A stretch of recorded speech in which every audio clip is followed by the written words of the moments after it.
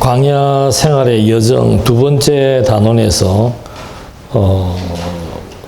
세 번째 광야의 행로와 절대 권세에 대한 내용들을 확인해 보겠습니다. 그래서 먼저 그 20장에서는 가데스의 회개 역사 38년 만에 딱 그 하나님이 정해놓은 그 기간에 다시 가데스로 돌아와서 이제 세대 교체를 완성해 나가시고 교체된 세대에게 하나님께서 이제 가나안 땅을 정복하게 될 것에 대한 확신과 가나안 땅에 들어가서의 어떤 그들의 제사장 나라로서의 어떤 삶의 방식들을 제시해 줍니다.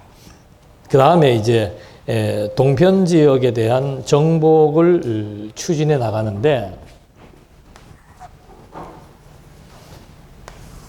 하나님의 섭리는 너무 면밀합니다. 그렇기 때문에 이런 것들을 우리가 확인하게 되면은 정말 그 미래에 대한 걱정이나 뭐 불안이나 두려움 같은 게 생길 수가 없어요. 하나님이 세워놓은 계획을 하나님이 어떻게 추진해 나가시는가.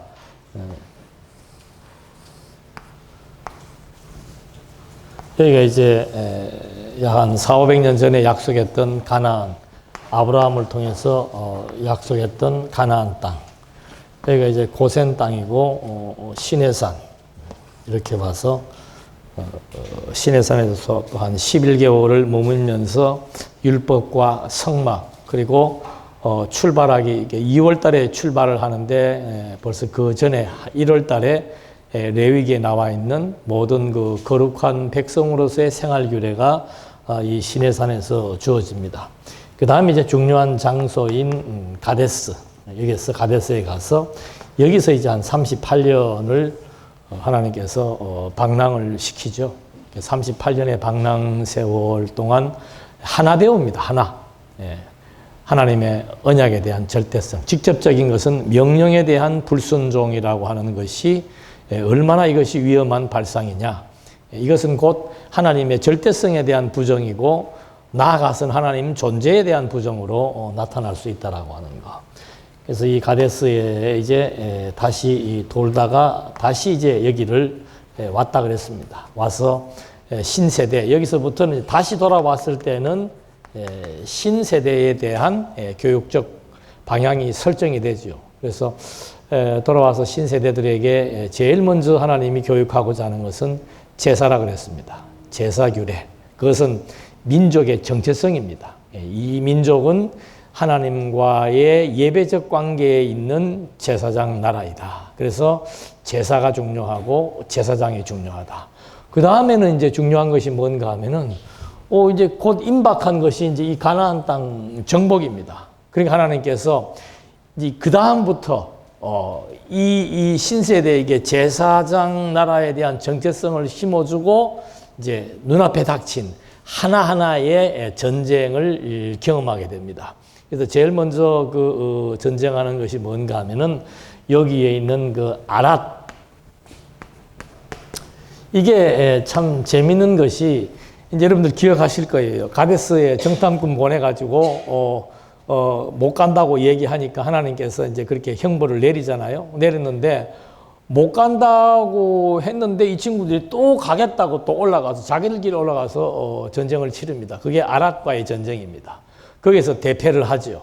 그런데 이 사람들이 아까도 말씀드린 대로 이 가나안 원주민과 요 일대에 있는 사람들이 지금 그 야훼에 의해서 움직여지는 그 하나님의 군대에 대한 행적에 대해서 계속 소문을 듣고 있습니다. 광야에서 일어났던 여러 가지 표적들, 그 다음에 야훼의 능력 이런 것들에 대해서 계속 접하고 있다가 다시 요 턱 밑에 와 있다는 소식을 아랏 사람들이 듣고는 전에는 그 9세대는 자기들이 먼저 침공하러 올라갔다가 패배했는데 이번에 신세대들은 아랏은 의식도 하지 않고 여기 그냥 모여서 지금 교육을 받고 있는데 갑자기 아랏 사람들이 침공을 해오게 되는 거죠. 그때 이제 여호와께서 완전히 아랏을 진멸시킵니다. 그래서 38년 전에는 패배했지만은 도리어 38년 뒤에는 하나님이 직접 그들을 정복하게 하는 반전의 장소. 그래서 이 가데스 그러면은 신세대들은 의미심장합니다. 38년 전에 구세대를 죽이고 신세대로 채우겠다고 약속했던 그 하나님의 약속이 나중에 인구조사에서 나오지요. 전혀 차감 없이 하나님께서 그대로 섭리해 오셨다는 역사. 그 다음에 이제 여기 그 에돔 지역을 통과하지 못하고 우회하게 되는 그런 것으로 말미암아 이제 불평불만을 하게 되었을 때 하나님께서 불뱀을 보내신다고 그랬습니다. 불뱀을 보내서 결국은 모세로 하여금 그 하나님의 징계에 대한 그 회개의 기도와 탄원을 하도록 해서 다시금 그 놋뱀을 통해서 백성들을 하나님이 인도한다라고 하는 사실. 놋뱀은 쳐다봐야 되잖아요. 그래서 그 놋뱀을 통해서 하나님이 지금 자 아락과의 전쟁 여기에서 불뱀 사건으로 말미암은 놋뱀을 쳐다본 즉 살리라. 그래서 이 지금 이 전쟁의 주도는 여호와의 군대로서 여호와가 인도에 나가신다는 것을 이제 점진적으로 확인을 시켜주고 있습니다. 그렇게 해서 에돔을 통과하게 되고 그 다음에는 여기 이제 모압이 여기에 있습니다. 그리고 암몬이 있고 여기에 이제 바산이 있습니다. 그러니까 이 동편 지역을 정복에 들어가는데 이게 정복하기 시작해서 이 완전히 동편 땅 일대를 지금 이 신세대들에 의해서 경험하게 하는 겁니다. 그러니까 이거는 구세대의 경험하고는 달라요. 구세대는 애굽을 벗어나서 이제 여기까지 와서 광야에서 머무는 것으로 끝났지만 신세대는 이 가나안을 정복해야 되는 세대이기 때문에 실제로 전쟁의 경험들을 하나님이 갖게 해서 확신을 주는 거예요. 사실은 전쟁도 하나님이 치르는 거죠. 여기 지금 우리가 여호수아를 통해서 사사기를 통해서 이 전쟁 치르는 거 보면은 뭐 완전히 하나님의 전법에 의해서 하나님이 지금 모세에게 명령을 하고 여호수아도 보면은 그 여호수아에게 하나님이 모세에게 명령한 것 같이 명령을 해서 가나안 땅을 정복하러 가서 싸움에 딱 나가려고 할 때 뭐가 나타납니까? 하늘의 천군 천사가 나타나다. 하늘의 군대가 나타나잖아요. 그래서 이 전쟁은 하나님의 군대에 의해서 하나님이 정복한다. 그것을 보여준 것처럼 이 사람들에게는 지금 이제 동편 땅에 대한 소규모 전쟁을 통한 정복에 대한 확신. 이걸 하나님이 심어주는 겁니다. 그러니까 하나님이 무슨 일을 해나가실 때, 뭐 막연하게 어쩌다가 그런 게 없습니다. 철저한 하나님의 계획에 의해서 하나님이 순차적으로 확인을 시켜주고 확신을 갖고 그 일에 대해서 즐겁고 기쁨으로 살아가게 하시는 하나님의 섭리. 그래서 이 하나님의 백성들의 가치는 선과 악에 대한 판단이에요. 뭘 하나님이 기뻐하시는가? 그게 선입니다. 내가 보시기에 좋았더라. 좋았더라가 선이에요. 악한 것은 뭔가? 반대 개념인 하나님의 싫어하심입니다. 그러니까 우리 성도들의 생활은 뭔가? 무엇을 하나님이 좋아하시고 뭘 하나님이 싫어하시는 것을 판단하는 겁니다. 그게 가치 분별이에요. 영적 예배란 뭔가? 하나님의 온전하시고 기뻐하시는 뜻이 무엇인지를 판단하고 분별하는 것으로부터 예배의 시작이 출발하게 되는 겁니다. 그리고 하나님의 뜻을 분별을 하려면 어떻게 분별합니까? 하나님의 뜻을 총망라시킨 게 뭐예요? 성경이에요. 그래서 성경을 상고하거니와 성경 이상 중요한 게 없단 말입니다. 이 성경은 뭔가 하나님의 살아계심의 존재에 대한 역사를 성경을 통해서 쫙 다 계시해 준 거예요. 성경을 읽으면은 하나님이 증명돼야 되는 겁니다. 하나님이 소개돼야 되는 거예요. 우리는 지금 일반적으로 생각하면 내가 이번에 교회가 이런 방향으로 흘러가니까 내가 이런 식의 설교를 해서 교인들의 생각을 이쪽으로 끌어가야 되겠다. 이건 완전히 잘못된 설교고 완전히 잘못된 방식이에요. 그건 내가 하고자 하는 목회에 대한 방향이지. 목회라고 하는 것도 다른 것 없습니다. 그냥 가르치는 은사를 받은 사람은 성경을 열심히 연구해서 가르치는 거예요. 그러면 그 가르침을 통해서 뭘 배우는가? 하나님을 배우는 거예요. 하나님을 배우는 거. 하나님이 살아계시다. 하나님은 어떠한 속성을 지니고 계시는가? 그래서 그분은 어떤 방법으로 사역하시는가, 그걸 배워서 깨달아지니까, 하나님의 살아계심이 깨달아지니까 그분이 도대체 뭘 기뻐하시는지에 대한 관심이 가져지는, 그게 신앙의 성숙 과정이라는 거죠. 그러면 그 다음부터는 하나님에 대해서 소개만 해주면은 어떻게 살아야 될 것인지는 성령께서 성도 개개인의 생각과 마음을 주장해서 깨달음을 주어서 자기 가치 판단에 의해서 행동하도록 섭리해 나가시는 거죠. 그걸 은사로 다 제각각 준 거예요. 어떤 분은 섬기는 은사로, 어떤 분은 다스리는 은사로, 어떤 분은 위로하는 은사로, 각각의 은사를 다 주어서 그 은사를 하나님께서 성령으로 말미암아 내주, 감동, 감화, 역사해서 하게 하시는 섭리가, 이게 교회를 세워나가는, 교회가 이스라엘의 군대고 구약 때는, 지금은 교회가 말 그대로 아는 것과 믿는 것이 하나가 되어져서 모여준 성도들의 무리에게 하나님의 이 말씀의 역사가 그들을 움직여 나간다는 거죠. 여기에서 나오는 명령이라는 것에 대한 총망라된 게 성경이에요. 그래서 이 전쟁은 하나님의 전쟁, 하나님의 군대에 대한 확신을 몸으로 경험하게 하는 역사가 이제 동편 지역에 대한 정복 사건, 예비 학습이죠. 여기까지는 좋아요. 그런데 그 다음에 등장하는 게 뭔가 하면은, 이제 이쪽 지역에 살고 있던 발락이라고 하는 왕이 발람 선지자를 불러가지고, 이 친구들 이거 안 되겠다 이거예요. 보니까 뭐 이제 승승장구하잖아요.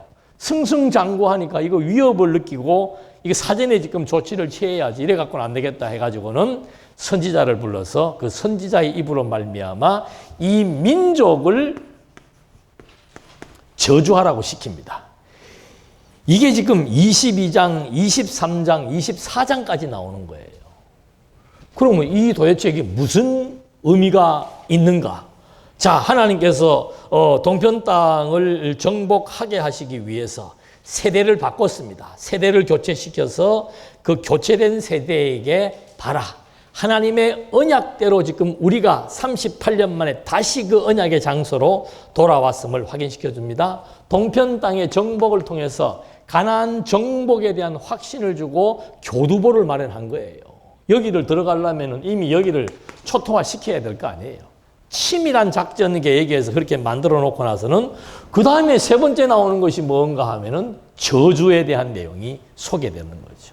이민족, 그때는 신의 세계니까, 신들의 전쟁을 하니까 자기들의 신에 의해서 저주를 해버리면은 이 민족은 망한다라고 믿어왔었죠. 그래서 저주를 하게 하려고 이제 발람 선지자를 불렀는데, 잘 아는 대로 나귀가 막 안 가려고 그러고, 발람 선지자의 발을 벽으로 밀어서 긁히게 만들어가는 그런 이제 표적적인 사건들이 있는데, 중요한 것은 뭔가 하면 그런 내용들은 읽으면은 우리가 알 수 있습니다만은, 하나님께서 지금 가나안 땅을 정복해야 되는 이 정복의 과제 앞에서 세대가 교체돼서 하나님의 언약이 절대적으로 이루어진다라고 하는 확신을 준 것도 좋았고, 동편 땅을 정복시킴으로 말미암아 가나안 약속의 땅에 들어갈 수 있다는 확신감을 준 것도 좋았는데, 뜬금없게 지금 발락 왕이 발람 선지자를 불러갖고 저주하라, 이거는 어떤 의미가 있을까?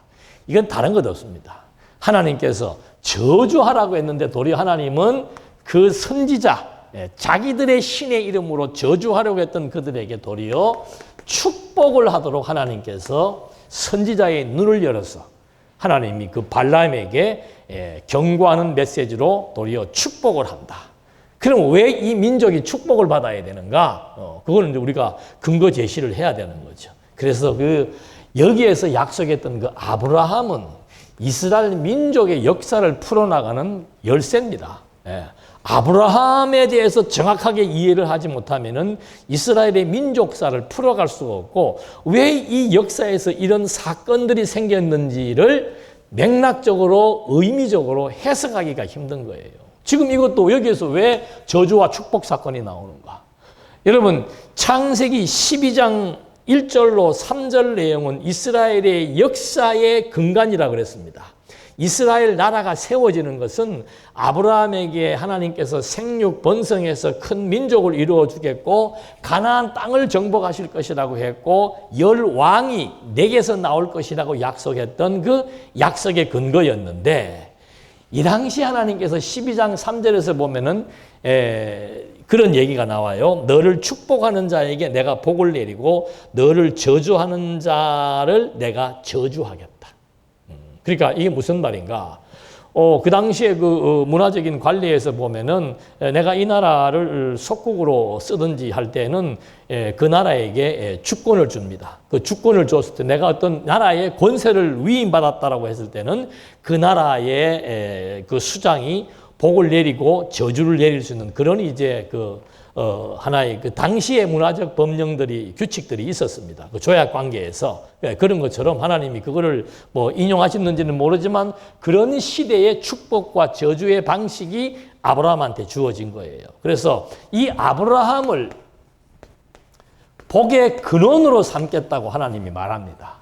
그래서 아브라함이 복을 빌면은 복을 받고 아브라함이 저주하면 저주를 받고 반대로 아브라함을 저주한다라고 해서 네가 저주받을 뜻이다. 이걸 거기에 같이 겸비해 둔 거예요. 그래서 이스라엘 신세대들이 있는 앞에서 전 백성들이 보는 앞에서 이방 선지자에 의해서 이방 종교의 종교 의식들을 통해서 지금 막 저주를 하려고 그랬는데 도리어 복을 내리게 되는 이런 놀라운 반전의 역사를 바라보면서 하나님께서 정말로 아브라함에게 약속하신 대로 이 민족은 어느 누구도 저주할 수 없고 이 민족은 오직 하나님으로부터 복을 받은 복의 나라, 복의 민족이라고 하는 사실을 확인해 줍니다. 그렇기 때문에 이 민족은 반드시 축복과 저주의 권세가 하나님에게 있고 그 하나님이 이 민족을 복의 근원으로 삼았기 때문에 이 민족은 반드시 가나안 땅을 정복할 수 있다라고 하는 확신을 여기에서 한 번 더 갖게 해주는 겁니다. 그래서 발락 왕과 발람의 예언 사건들을 통해서 마음대로 이 민족은 하나님의 언약의 백성이기 때문에 어느 이방 나라, 어느 주술가들도 마음대로 저주하거나 마음대로 어떤 일을 행할 수 없다는 사실들을 확인시켜 줌으로써 여호와의 군대로서의 자긍심을 아주 확고하게 해줍니다. 그렇게 한 다음에 그 다음에 무슨 사건이 벌어지는가 하면은 우상 숭배 사건이 벌어집니다. 이게 이제 바알 부월에 대한 우상 숭배인데 이 바알 부월이 바로 이 사람들이 이 발락과 발람들이 섬겨왔던 신들이에요. 그러니까 자기네들 신들을 부르는데 유대인들이 지금 여호와를 섬기는 방법은 하나님이 정해진 규례가 있습니다. 제사 드리는 방식, 제물 드리는 방법, 제사장이 또 하나님 앞에 나아가서 어떻게 제물을 앞으로 흔들었다가 뒤로 흔들었다가 여러 가지 많은 방식들에 의해서 제사를 드리는데 이 우상 숭배하는 방식은 또 다릅니다. 그래가지고 이 사람들은 그럼 역사적인 자료를 보면 아시겠습니다만은 막 7개에 되는 그 높은 층계 위에 올라가서 막 여러 가지 많은 의식들을 보여주면서 사람들에게 새로운 종교 문화를 보여준 거예요. 그러니까 관심이 달라져 버린 거예요. 하나님께서 이 사람들 마음대로 이 민족을 저주할 수 없다는 것을 보여주기 위해 시작한 그 하나님의 섭리가 도리어 그 하나님이 어떤 분이라고 하는 것에 대한 관심보다는 의식에 관심을 갖기 시작한 거예요.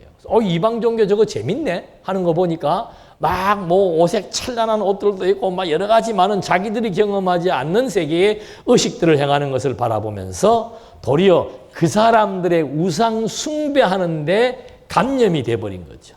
그래서 여기에서 이제 그런 우상 숭배의 사건이 벌어지는데 이방 종교 우상 숭배 방식의 큰 특징 중에 하나는 반드시 거기에 종교적인 의식에 따른 음행이 따라온다는 거예요. 그래서 그 바알 제단에도 그 남북이 분열됐을 때 보면 바알 제단에도 보면은 남자 창기들이 여자들이 그 신전에 배틀을 짜는 거기에 따로 방들이 있습니다. 그것이 하나의 종교 의식이에요. 또 다른 종교 의식은 여자 창기들을 모아놓고 남자들이 또 그런 그 의식들을 통해서 생육하고 번성하고 풍요의 상징의 의식 방법으로 그런 음행들을 행했다는 거예요. 그래서 지금 이 유대인들이 언약 백성들이 여기에서 여기를 들어가야 되는데 하나님이 제일 관심 갖게 갖는 게 뭔가 하면 정결 아닙니까? 정결. 언약의 백성들은 거룩한 백성이고 성결해야 되는 거예요. 근데 이게 도리어 뭐 우상을 숭배하는데 물들기 시작을 하고 우상 숭배 의식에 따른 음행을 범하게 되는 그런 범죄가 발생하기 때문에 오전에도 말씀드린 대로 그 우상 숭배에 대한 이제 하나님의 그 처단 내용들이 거기에 소개되는 겁니다. 그래서 바알부올의 사건에 의해서 그 아론의 아들이 이제 나중에 앞장서서 그 음행 저지른 사람들을 막 둘 다 창으로 찔러서 죽이고 그 세력들을 하나님이 또 징벌하는 내용들이 이 소개가 되죠. 그러니까 이게 전부 교육입니다. 나 외에는 다른 신 없다. 나만이 참 신이다.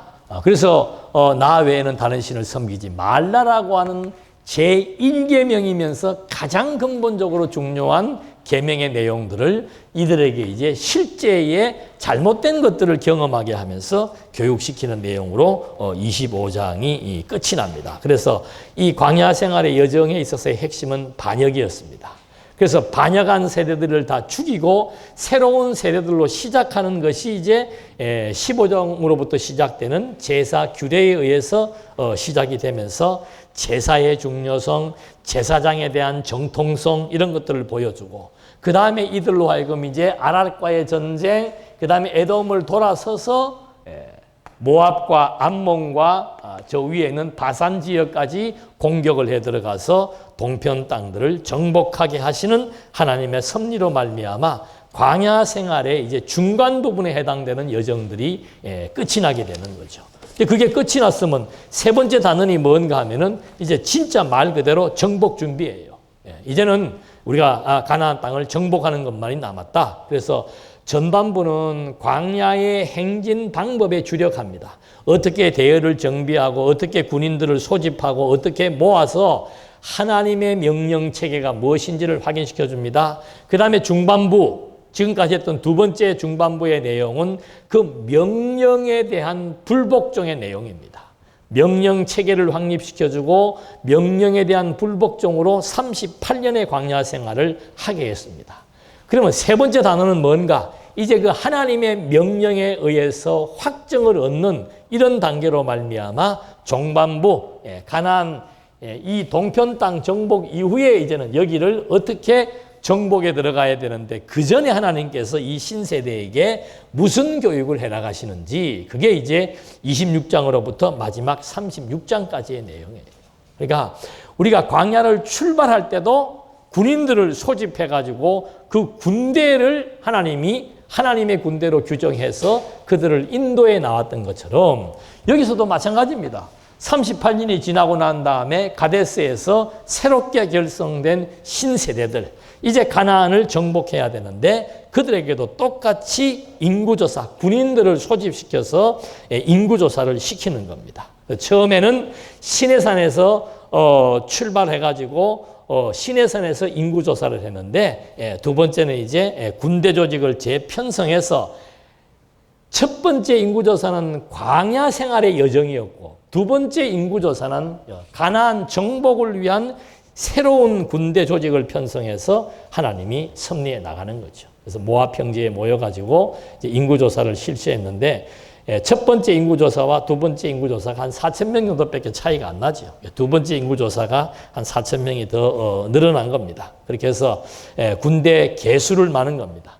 여기 이제 첫 번째 신세대에 대한 첫 번째 정복 준비가 개수입니다. 개수. 개수라고 하는 그 의미는 뭔가 38년 전 하나님의 언약대로 38년 후에 개수를 해보니까는 하나님의 언약은 그대로 이루어졌다. 하나님 언약의 절대성, 하나님 언약은 믿을만하다라고 하는 언약에 대한 신빙성. 하나님의 약속이 믿어져야 하나님의 하시는 약속을 또 그대로 믿고 그 다음에 행동할 수 있기 때문에 첫 번째 인구조사에 의한 하나님의 섭리는 저걸 목적으로 이제 새로 소집된 군대들에게 보여주고 있는 겁니다. 그 다음에 상속법이 나옵니다. 상속법. 여기에 해당되는 게 상속. 이 상속은 여기를 들어갔을 때 이제 기업을 분배해야 되는데 어떻게 상속할 건가 하는 얘기가 상속으로 나오는데 그 분배 원칙을 하나님이 정해주는 거죠. 이게 참 재밌는 게 하나님에 대한 공평성입니다. 많은 지파에게는 땅을 많이 주고 적은 지파에게는 적게 주는데 우리가 생각하는 거하고 정반대예요. 먼저 그 숫자들 개수 다 해가지고는 그 숫자에 따라서 땅이 많고 적음이 이제 주시겠다고 약속을 했습니다. 그 다음에 두 번째는 뭔가 하면은 그 땅의 경계를 또 다 하나님이 일려줍니다. 경계. 어느 지역은 어디, 어느 지역은 어디, 어느 지역은 어디 다 경계를 하나님이 확정. 아직 들어가지도 않았어요. 근데 이 번성된 민족들만 가지고 하나님은 미리 경계를 확정해 놓습니다. 그 다음에 마지막에는 뭔가 하면 이렇게 해놓고는 그 다음에 뭐 하는 거예요? 땅을 제비를 뽑으라 그럽니다. 하나님을 안 믿을 수가 없는 거예요. 네. 그래서 그 여호수아에서도 그게 나오죠. 땅을 그 분배하고 하는 데 있어서도 이게 지금 숫자에 따라서 하되 미리 그 경계를 하나님이 지역적 경계를 다 정해 놓으시고 그 다음에는 마지막에 하는 게 제비를 뽑는 거예요. 근데 제비를 뽑았는데 어떻게 되는가? 하나님이 이렇게 확정해 놓은 그대로 제비가 뽑히게 하시는 하나님의 섭리 역사. 그래서 그 잠언서에 그게 나오죠. 사람이 제비를 뽑지만 그 일은 다 하나님으로 말미암는다라고 말해주는 그런 그 토지 분배에 대한 원칙적 얘기가 저기에도 그대로 소개가 되는 겁니다. 그래서 이게 진짜 하나님이 이게 우리가 이제 우리 뭐 장로교에서는 예정서를 얘기를 합니다만은 성경은 사실 그래. 모든 거는 하나님의 영원한 작정 근거에 의해서 창조, 복을 주고 그 다음에 언약을 하고 언약대로 승리해 나가는 패턴이 성경의 기본적인 원리입니다. 인간이 이렇게 하니까 하나님이 저렇게 하고 저렇게 하니까 이렇게 하는 것은 그 순간순간 보여지는 과정이고 근본적인 원리는 뭔가 하면 하나님이 다 이렇게 확정해놓고 그 다음에 사람들로 하여금 확정된 사실들을 하나하나 확인시켜 나가는 거예요. 그래서 여호와를 믿을 만한 분으로 우리들에게 보여지는 그런 토지 분배에 대한 원칙을 여기에서 확인해 볼 수 있는 겁니다. 그 다음에 이제 그 토지 분배하는 데 있어서 레위 지파가 또 나옵니다. 그래서 아까도 잠깐 말씀드린 대로 레위 지파는 기업이 없습니다. 땅에 분배하는 데서도 레위 지파는 기업이 없고 숫자를 세는 데서도 제외가 됩니다. 그래서 그건 하나님의 것으로 하나님이 구별해 놓고 이 레위는 오직 성막에서 나오는 것으로만 살아갈 수 있도록 섭리를 해 놓으셨다. 그래서 재밌는 것은 다른 지파의 조사 연령은 20세 이상이죠. 군대 나갈 수 있는 20세 이상인데 레위는 1개월 이상부터 계수를 한다 그래요. 그 이유는 뭔가? 레위는 하나님께 바쳐진 지파로서 성별된 자기 때문에 1개월 때부터 아예 그냥 1개월짜리부터 하나님이 계수를 하도록 그렇게 섭리해 나가시면서 인구 조사와 분배에 대한 내용들을 이제 차근차근 정리를 해 나갔습니다. 그렇게 해서 그렇게 한 다음에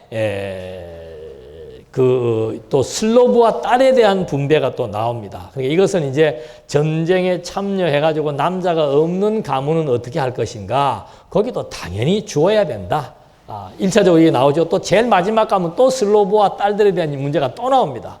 그러면 만약에 다른 지파에게 시집을 가게 되면 이 땅 문제가 어떻게 되는 거예요? 하나님이 요 가나안 땅 토지를 다 구획을 정리해 줘 놓고 율법에 뭐라고 나와 있는가 하면 절대 말뚝을 옮기지 마라. 지게석을 옮기지 마라. 이 땅을 매매해서는 안 된다. 하나님이 한번 준 그 땅에 대해서는 그 지파가 계속해서 보존하도록 하나님이 섭리를 해놓은 거예요. 그런데 만약에 남자가 없어가지고 여자들이 땅을 상속을 받은 것까지는 좋았는데 이 여자가 다른 지파에게 시집을 가버리면은 토지가 어떻게 되는 거예요? 따라가야 되잖아요. 그래서 이제 그 문제가 제일 마지막에 이제 대두가 되는데 일단 여기서는 이제 슬로브와 딸들에게도 토지는 분배해야 된다. 만인 소유의 원칙이라 그 말입니다. 하나님께서 공평하게 다 이렇게 분배해 주시고 그 다음에 나오는 것이 이제 후계 구도입니다. 지도자 여호수아 모세로부터 여호수아에게 모든 고난을 위임하는 그것이 이제 27장에 소개가 됩니다. 그래서 27장에서는 아직 여기 들어가진 않았지만 이미 하나님이 다 분배로 확정돼 놓은 땅에 대해서 이제 확인을 받고, 그 다음에 혹시라도 남자가 없을 때 그 상속을 어떻게 하는지도 확인을 받고, 그리고는 하나님께서 이제 모세로부터 여호수아에게 사역을, 통치 체계에 대한 사역을 계승시켜 나가시는, 이것이 이제 첫 번째 2차 계수와 지도자 교체의 내용이 나오는 겁니다. 그러니까 1차하고 유사해요. 1차도 그 군인들 숫자 세고 각 군인들의 대장들, 지도자들을 다 선정하잖아요. 그런 것처럼 여기서도 똑같이 이제 하나님께서 인구조사 시키고 분배에 대한 내용들을 확인시키고, 그 다음에는 모세에서부터 여호수아로 이제 계승시켜 나가고, 그런 다음에 나오는 것이 28장에서 30장까지의 내용이 신세대에 대한 율법 교육입니다. 신세에 대한 율법 교육. 아까는 제사에 대한 중요성, 제사장에 대한 중요성을 얘기했다면은 이번에는 이제 좀 더 세부적으로 얘기를 해주는 겁니다. 그래서 이 얘기가 왜 반복돼야 되는가 하면은 신세대의 대부분은 율법이 수여됐을 때 태어나지 않았거나 이해가 부족한 상태입니다. 율법이 주어졌을 때 불과 19세, 20세 아니면은 이제 그때 태어나지도 않은 친구들, 그런 사람들이 40대, 60대, 80대가 되는 거죠. 그래서 하나님께서 다시 젊은 세대들에게 율법에 대한 중요성과 가치를 줘야 되겠다는 의도에서 신세대에 대한 율법 교육을 시키는데, 방금 말씀드린 대로 앞에서는 그 제도에 대한 중요성, 왜 해야 되는가? 제사장 나라이기 때문이다. 그 다음에 이것을 누가 집행하는가? 제사장이 집행한다. 그 제사장은 그러므로 권위가 있다. 하나님이 세운 제사장이다. 이런 걸 교육했다면은 이번에는 이 제사를 어떻게 드리는가를 말해주고 있습니다. 매일 드려야 된다. 매주 드려야 된다. 매월 드려야 된다. 매년 드려야 된다. 매일, 매주, 매월, 매년, 그러니까 언약 백성들은 여기 들어가서 항상 뭐 해야 되는 거예요? 제사. 그게 이 백성들의 일이에요. 참 나는 바울이 어떻게 그런 얘기를 했는지 모르겠어. 이게 지금 이 광야의 역사하고 똑같아요. 애굽에서 노예 생활하던 사람들을 해방시켜서 제사장의 나라라고 규정을 해주시고, 그들로 하여금 가나안 땅 들어가서는 날마다 주마다 달마다 년마다 범사, 이거예요. 범사. 제사를 드린다는 것은 범사 하나님을 인정하는 것으로부터 시작되는 거예요. 저는 이 코로나 사태로서 하나 얻은 게 뭔가, 하나님이 지금 우리가 고착화된 예배의 의식들을 하나님이 바꿔 놓으시는구나.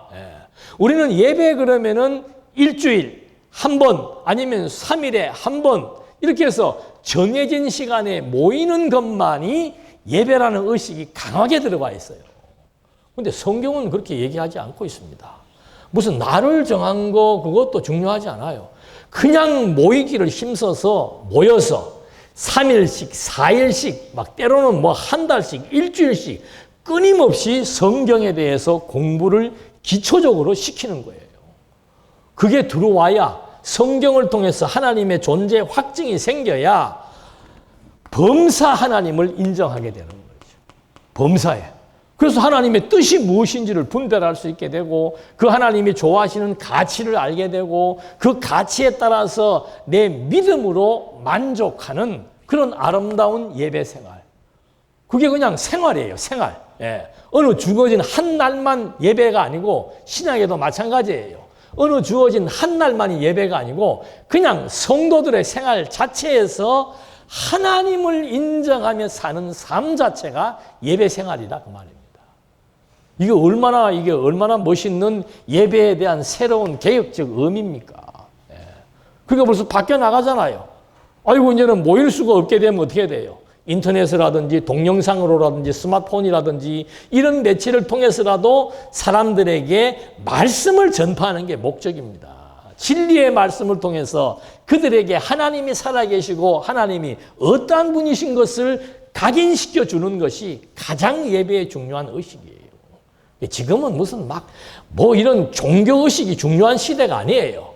이 지금 우리가 개신교에서 드리는 종교의식은 4세기 이후로부터 만들어진, 아까도 제가 실수했는데 알렉산더가 아니고 콘스탄틴 황제죠. 예.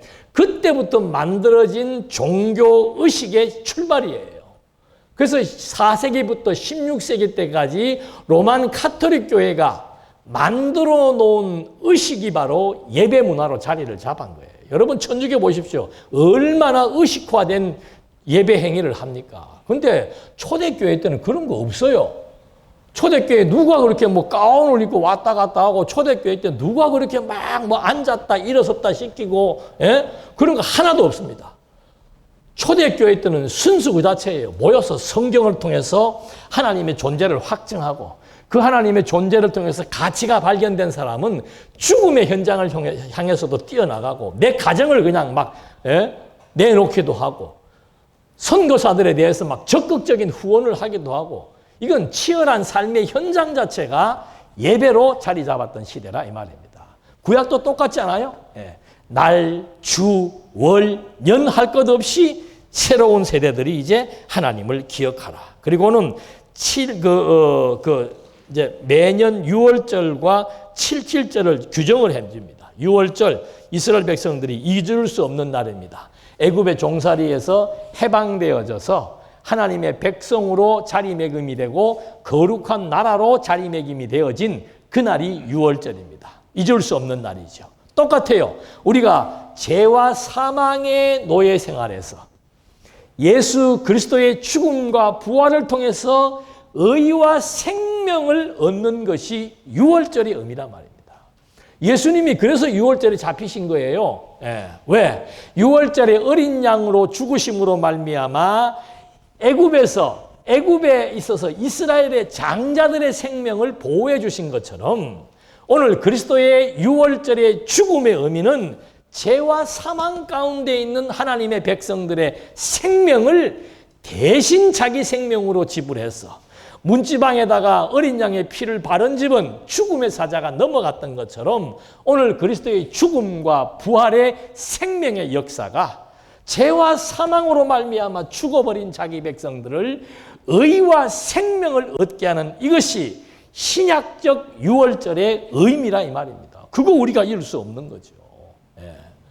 그래서 그리스도의 공로 없이 우리는 살 수 없다라고 하는 고백을 할 수밖에 없는 이 6월절의 의식이, 구약은 구약대로의 의미가 있었다면은 신약은 신약대로의 의미가 주어져서 정말 새 생명을 얻고 산다라고 하는 것이 뭔가? 새 생명 얻는 게 뭐예요? 거듭나고 중생한 겁니다. 죽은 영이 다시 소생해서 그리스도의 사상을 닮아가는 것이 거듭나고 중생한 영혼의 기능적인 일이다 이 말입니다.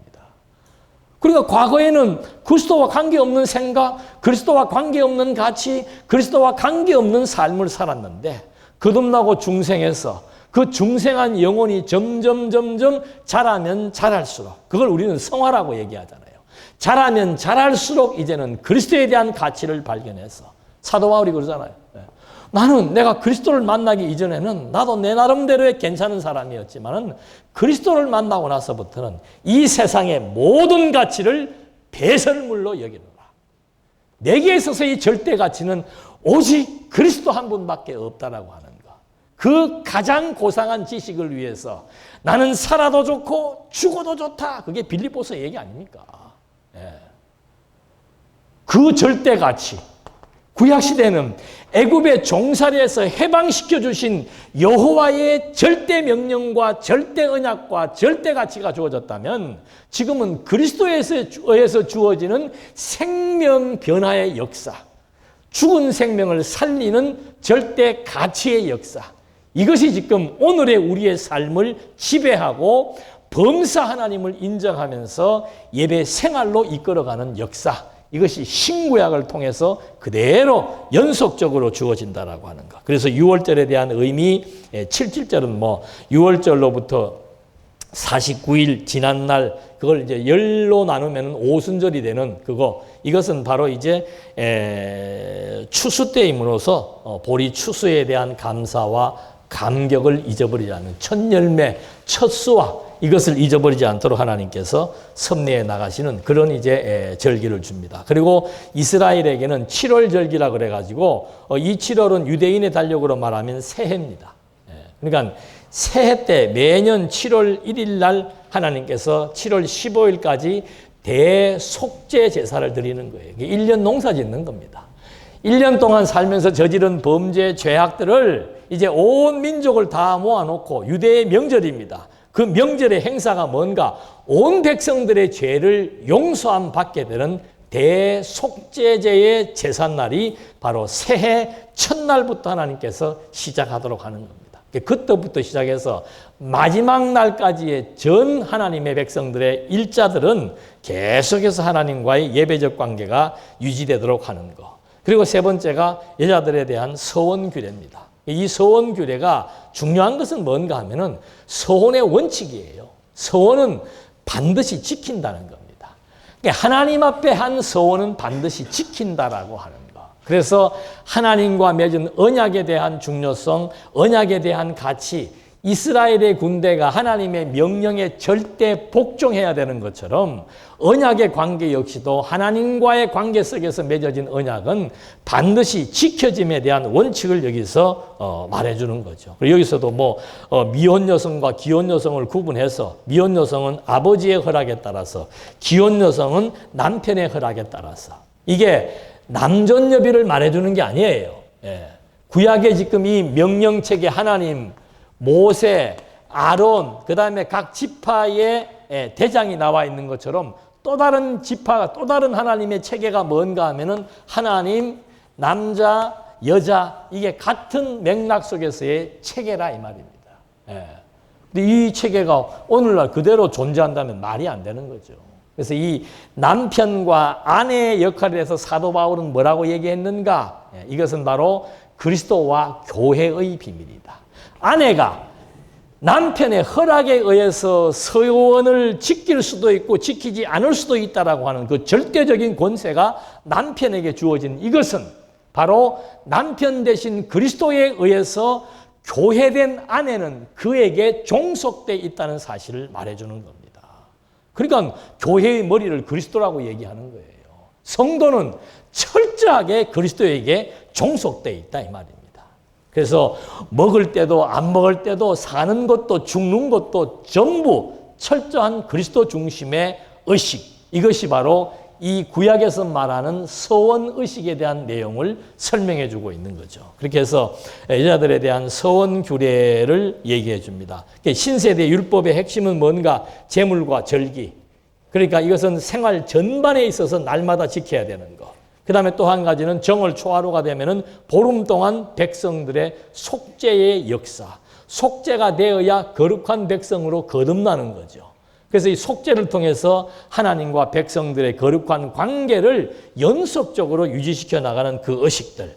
마지막은 여자의 예를 들어서 하나님과 남자와 여자의 관계를 통해서 이것은 종속적 관계. 종속적 관계는 반드시 그 뜻에 순복해야 되는 관계.